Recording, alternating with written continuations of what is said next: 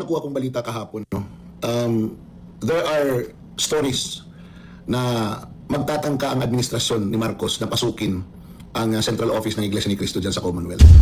At ang senaryo na gagamitin nila, allegedly, nandyan si Bato de la Rosa nagtatago. Di ba? Magkikwento kayo, bitin pa. Oh, yung totoo, oh, Erwin Tulfo, isa-isay natin hawak sa'yo. Gusto mo? Oh, Yung kontrakto na balik-balik sa office mo.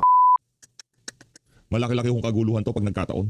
Kung sakali man hong totoo ang sinasabi nitong si Sir Busi Duque na kung saan kukubkubin ang central office ng Iglesia ni Cristo nitong bangag administration na to at ang kanilang gagawing dahilan kesyo doon daw nagtatago itong si Senator Bato. Sa tingin ho natin malaki hong kaguluhan yan. Pero bago natin na panoorin niya ang update na yan sa atin itong si Sir Busi Duque, isang like at isang subscribe, masaya na ho tayo dyan sa mga gusto sumali sa ating community.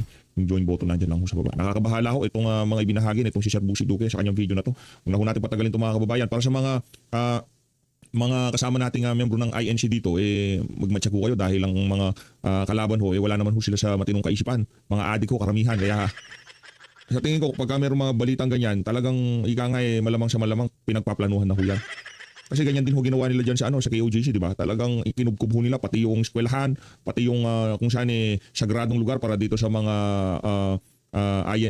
KOJC member, wala ho silang patawad. At sa tingin natin, dahil nga adik tong administrasyon na to, yung ginawa nila sa KOJC kay Pastor Kibuloy, pag napagtripan ho ito, talagang sa tingin ko talagang tutuluyan ho nila ito mga kababayan. Kaya mapagmatsyag ho kayo para sa mga kababayan nating INC. Hindi naman ho normal yung mga kalaban natin dito, mga adik, mga matatakaw sa pera, wala ho sa tamang katinuan. Yun ho yun mga kababayan. Panuorin ho natin to. Kakalungkot to, kakalungkot. Nakuha kong balita kahapon, no? There are stories na magtatangka ang administrasyon ni Marcos na pasukin ang central office ng Iglesia ni Cristo dyan sa Commonwealth. At ang senaryo na gagamitin nila, allegedly, nandyan si Bato de la Rosa nagtatago. And that magkakaroon ng mga testigo na magsasabi na nakita nila, etc. etc. Alam niyo naman, sa gobyerno, there is always that presumption of regularity. Pag kumilos ang gobyerno, you will not ask questions now. You will ask the questions later. Di ba? Kasi there is always a presumption na yung ginagawa nila ay illegal. Di ba? Ang purpose ng paggawa ng ganyan is that, alam nyo, init na rin itong mga congressman. Itong mga congressman na ang kanilang boto ay nakadepende sa Iglesia ni Cristo, na ito sila ngayon ay bumoto sa impeachment at very vocal sa impeachment ni Vice President Sara Duterte. Natatakot ang mga ito na hindi suportahan ng Iglesia ni Cristo. And the only assurance that this administration can make, itong Marcos administration, is to destroy Iglesia ni Cristo. Yun lang yun Alam niyo, pero malabo ho yun, yung wawasakin nila yung Iglesia ni Cristo. Malabo. Hindi ho natin, kahit sa ating wildest dream, hindi ho natin makikita na mangyayari. Yung pinaplano nila yan sa INC. Diba? At saka ito ho mga kababayan, sa tingin ho natin talagang malaki hong gulo yan pagka ginawa yan ng administrasyon nitong si Marcos. Malaki hong kaguluhan yan. Sa maniwala ho kayo sa hindi, malaking kaguluhan yan. Kung yung sa KOJC diplomasya ang ipinairal ng mga miyembro, mga opisyal ng KOJC sa pangunguna nitong si Pastor Kibuloy. Kasi talagang diplomasya, nakita niyo naman pinapasok pa nga sila. Walang ang hawak-hawak nila, warrant to arrest. Nag-search sila ibang dokumento, pinagbigyan pa rin. Di ba? Dahil naniniwala sila na diplomasya at talagang sa maayos na usapan, matadaan naman yung mga ganyang klaseng bagay. Pero ngayon nakita na ng mga kababayan nating INC na hindi uso dito sa bangag administrasyon na to ang diplomasya ay magkakaalaman ho tayo dito mga kababayan. Siyempre, ang ating ang ating simpatya para sa mga kababayan nating INC. Baboy ho itong administrasyon na to, kaya ang pagsuporta ho natin sa ating mga kababayang miyembro ng INC talagang matindi ho yan. Higa nga pagka sinuportahan natin sila dyan sa laban nila na yan, pag nagkataon ang sinusuportahan ho natin yung mga pinaglalaban itong si Senator Dante Marcoleta. Dahil gusto ho nila siguro i-dismantle itong religious group dahil nakita ho nila talagang napakalakas ho nito. Yung mga taga-suporta, yung mga miyembro talagang yung kanilang pagmamahal sa bayan talagang nandun. Kitang-kita ho natin. Yung nasa isang page ho sila. Kung ano yung tayo ng mga miyembro at nakikita ho natin yan sa pamunuan nila, sa kanilang dito kay Senator Dante Marcoleta, para ho talaga sa bayan. Pero itong JIL na to, hindi ho talaga tayo bumilib dito kay Joel Villanueva, kay Brother Eddie. Mga walang kwentang leader ho yung mga yan. Pagkwentuhan na ng ganito, palaliman ng pag-iisip, hindi nyo maiiwan si Madrahog. Because I've been talking to a lot of people and isa lang ang lumalabas. Di ba? Ang hadlang na lang sa administrasyon na ito ay isang malaking organisasyon ay ang Iglesia ni Cristo. Nasira na nila yung GIL, nasira na nila yung KOJC. GIL, wasak yung GIL. Punta nyo GIL, nawasak ko nila. Wala sa tingin nyo ba may maniniwala pa sa GIL yan? Wala na. Pagka nagsalita pa ba si Joel Villanueva, sa tingin niyo ho ba papaniwalaan pa siya? Hindi na. Wala na ho. Sa tingin niyo ho ba pagka yung JIL niyan, tumayo sila at sasabihin nila na para sa sambayan ng Pilipino, magkaisa tayo, napakalaking kabalbalan ho ng mga kababayan. Hindi na ho maniniwala ang ating mga kababayan dyan. Mula na magsimula, ang El Shaddai ay sa kanila. Ang Roman Catholic Church through the Liberal Party, nasa kanila na rin. And ang pinakamalaking hadlang na lang is the Iglesia ni Cristo. And Iglesia ni Cristo continues to be the critic of this administration. At the only way to destroy it is to attack it by using legal means kuno and to create a narrative that it is an evil organization. Alam niyo na, di ba? Maglalabasan yung mga kwento-kwento na naman na kung ano-ano galing sa mga vloggers ni Marcos. Well, nakakabahala. Ang sobra na ang iniisip ng administrasyon na ito in destroying its people. Hindi lang sa economics, hindi lang sa governance, hindi lang sa corruption, kung hindi pati yung paniniwala ng tao. Pakikialaman na nila. They are really afraid na at the turn of 2028, iba ang maging Pangulo at lahat sila habulin sa kanilang mga kasalanan. Sila ang nasa poder ngayon. They will do everything to extend their power by whatever means necessary. Alam niyo, maraming beses na pala nag-attempt ang administrasyon na ito na i-bait genuinely ang taong bayan at ang mga leader ng oposisyon na mag-create ng chaos para makapagdeklara ito ng martial law. Pero hindi nangyayari. These are stories. Siyempre wala naman aamin, wala naman magsasalita na talagang ganito ang pag-iisip ng administrasyon na ito. But if you look at it, wala pa silang sinabi na gagawin nila, na nagawa nila. They have been saying na hindi sila magko-cooperate sa ICC and they cooperate. Mag-cooperate sila, correct. Sabi sila, walang warrant of arrest si Bato at yet tinutulungan nila yung ICC na madakip si Bato for their own benefit. Diba? Nakita niyo ngayon yung pagpalit ng liderato sa Senado. It is not about programs of government. It's about impeachment and the flood control issue. More on the flood control and a little bit of the impeachment. Pero ngayon nakikita natin na yung impeachment talagang they arrested Jinggoy, they suspended Jinggoy, kulang na ng isa, di ba? Pag maaresto si Marcoleta, isususpend din, kulang na ng dalawa, magiging 22 na ang senador na buboto sa impeachment. And if they will be able to arrest Bato, and if Bato will be brought to The Hague, magiging 21 na lang. And the numbers will drop, and the probability of conviction will go high. So, itong vlog na to is a boring and long lecture. Pero, it goes to show that the Filipino people, the Filipino audience has already matured and that they already acknowledge na yung impormasyon na nanggagaling sa ibang tao na nakakapag-analisa is better than those that are prepared by the people of the government para isaksak sa utak ng mga Pilipino at paniwalaan ito para magtagumpay ang kanilang iniisip para sa kanilang mga sarili.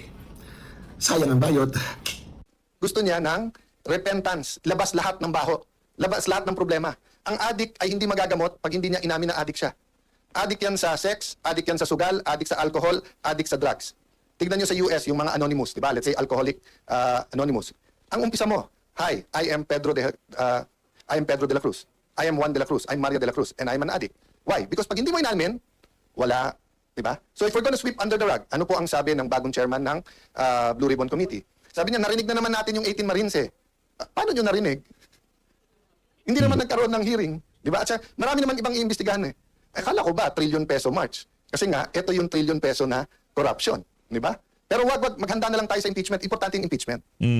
Pero hindi pwedeng impeachment lang. Selective justice yun. Di ba? Okay. So, yung two things, di ba? We have to have a basis of what is truth. And secondly, we want to know where truth is going, where it's going. So, ang sabi ko sa inyo, pangalawa, revival not revolution. What's the difference kung totoo? Yung political revolution, palitan mo lang yan, okay na. Sana kung si ganito maging presidente natin, kung si ganito maging speaker natin, kung si ganito maging senate president, kung si ganito lang maging mayor natin magbabago. Don't get me wrong, leadership matters. Leadership matters, di ba? When the blind leads the blind, alam mo nang madadapa ka or mahuhulog ka sa bangin, di ba? But having said that, it's leadership is complicated in a human because nakikiramdam ka rin sa followers mo eh. Di ba? Kaya nga hirap yung mga reformers kasi to a certain degree, and this is a true story, kilala nyo to pero hindi ko na sasabihin sa inyo kung sino. Yung isang sekretary na napakaselan ng hinahawakan niya dahil corruption nga, sinabi ko sa kanya, yung pangalan niya, there are 3 kinds of people following you now. Last year to. 3 kinds of people. First, yung gusto ng totally pagbabago. Nasa departamento mo, tunay na yung bidding, wala nang corruption. Di ba? Lahat ng gawin ng departamento mo, ayos na. Okay. The second one, ayaw na ng ghost, pero baka naman pwede tayong bumalik sa 10-15%. Kasi kailangan natin yan. Di ba? Yung pangatlo, wag lang ako makulong. Sila lang makulong. Tapusin na natin to. Balik na tayo sa dati. So sabi ko sa kanya, Secretary, ito problema. Yung tatlong nasa likod mo, pare-parehong pumapalakpak ngayon. So yung tatlong yan, nabobosesan mo, naririnig mo yung palakpak. Pero iba-iba gusto nun. Oh, ang pinaka-delikado doon, pero pinaka-okay yung una. Na gusto niya, eto chance natin. Nasakali yung mga tao, lahat ng media kakampi ka, lahat ng korte kakampi ka, ombudsman at DOJ kakampi ka, baguhin mo na lahat. Yun ang pinakamaganda, pero sila ang pinakakonti. Di ba? Ang medyo mas marami, yung konting corruption, okay naman. Kaya lang ang problema sa Pilipino, yung konting corruption, season lang yon. Lalaki din ulit yon. Di ba? Prinun mo lang hindi mo hinugot ano mangyayari sa isang puno, sa isang halaman pag prinun mo? Lalong lalago, di ba? So kung alam mong fruit bearing yon, i-prune mo. Pero kung alam mong weed yon, gilahin mo na. Kasi kung hindi, lalong lalaki yon, di ba? So yung revival starts with the repentance. Ilabas natin lahat, di ba? That's why no one could believe that nung nalabanan yung apartheid, ang ginawa ni Nelson Mandela is sandali, huwag natin ikulong lahat. Mag-truth commission tayo, labas natin lahat, mag-sorry tayo sa isa. So I'm not proposing that now, baka naman ma-misinterpret, no? Ang point ko lang, you have to start with truth. You have to start with repentance. Then the reforms, the revival will come in. We have to deal with our political realities and political system. So like ako, di ba? I mean, kayo ang staff ko, so alam nyo, I haven't coordinated with both Malacanang and with the VP, with opposition administration. I can talk anytime. I have had meetings, not with the VP, with the executive side, to try to bridge everything. Pero, meron mga no compromise, which is our integrity. Di ba? So which goes to the third part, which is strategy versus tactics. No? So the bigger picture is strategy. So for example, let me just talk about two things of strategy because we really have to talk about identity, where God is leading us, how do we refuel ourselves pag tingin natin pagod na tayo, di ba? So for example, ang strategy natin from the start, simple lang. Kunin ang majority, kunin ang Senate presidency, gawin yung tama. Ganun lang simple, gawin yung tama. Ano yung tatlong tama? Una, anong truth na naitatago? Paano natin ilalabas in a systematic, at the time, corporate way, na hindi naman mayayanig ang Pilipinas, pero mayayanig ang mga korap. Okay, two, how do we solve problems in education, in health, na totoo? Kasi like sa education, ang dami-daming, magaganda lahat ng bills na yan. Pero mark my word, until we deal with K-12, ang mga bata, half day lang ngayon Diba? So pag hindi mo binawasan ng 1 or 2 years o hindi mo pinondohan, there's only 2 ways to solve Philippine education. Buhusan mo ng pera para yung K-12 ay fully funded at bumalik sa 7 to 3 p.m. or 7 a.m. or 8 to 4, whole day ang bata na equip lahat, or bawasan mo muna ng 2 years habang inaayos mo. Lahat ng iba doon are in between window dressing and building new rooms. Meaning building new rooms, magagandang programa. Ang problema, hindi mo inayos yung pundasyon. Diba? Ganon din po sa health natin. If you look at the amount of money out of expense sa gamot, if you look at our approval systems, if you look at PhilHealth, etc., kawawa talaga mahirap sa ating bansa. Kawawa talaga. Di ba? So, strategy. So, ano strategy ng kabila? Palabasin ng manggulo. Sila nagpapasok sa NBI. Sila nagsabi sa NBI, full battle gear kayo doon. Sila hindi naglagay ng membro.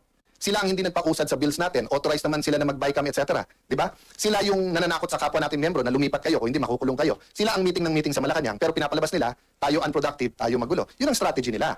Ba't tayo papasok sa strategy? In one sense, kailangan mo sagutin yung issue. So like yesterday, pinaalala sa akin ng ating comms, stick to the issue tayo, which is truth.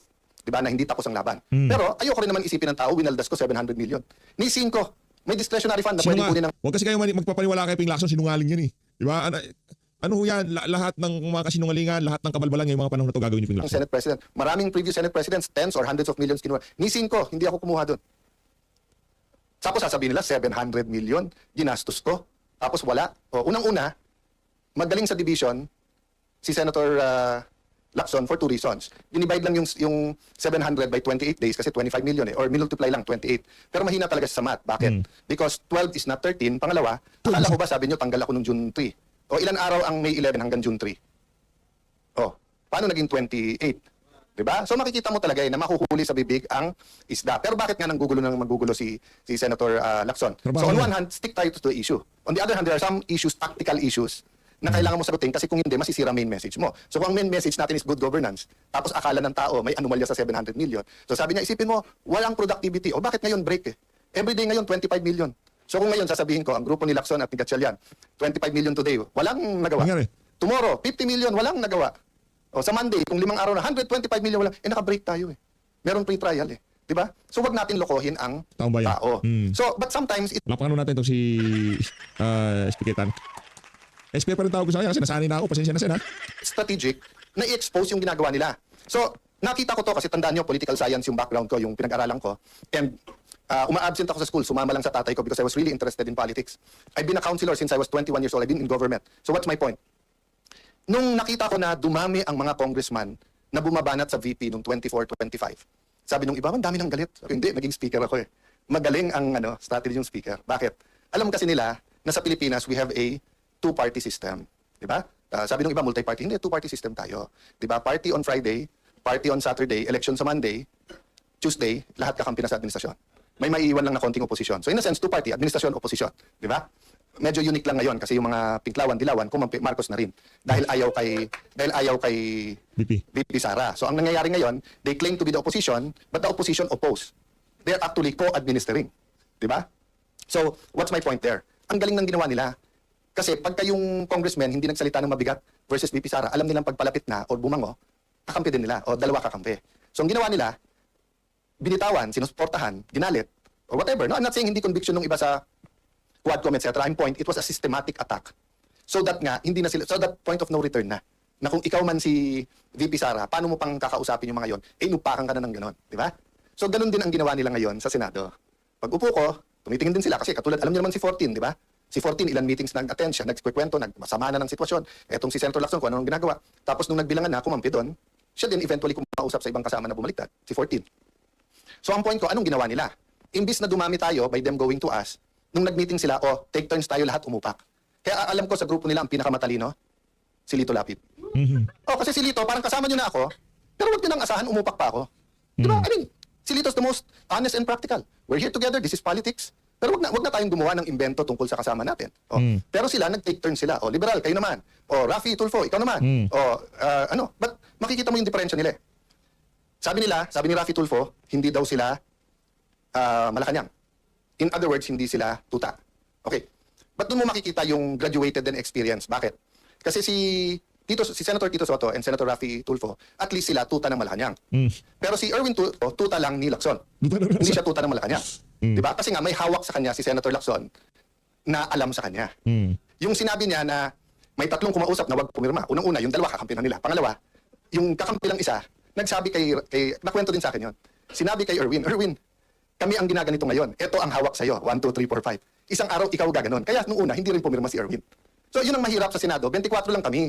Araw-araw kami nagkwekwentuhan. Minsan nagiinuman pa. Kaya kung magkwekwento kayo, ayusin nyo kwento nyo kasi alam ko rin yung kwento eh. Naku po. Di ba? Magkwekwento kayo, bitin pa. Yung totoo, Erwin Tulfo, isa-isay natin hawak sa'yo. Gusto mo?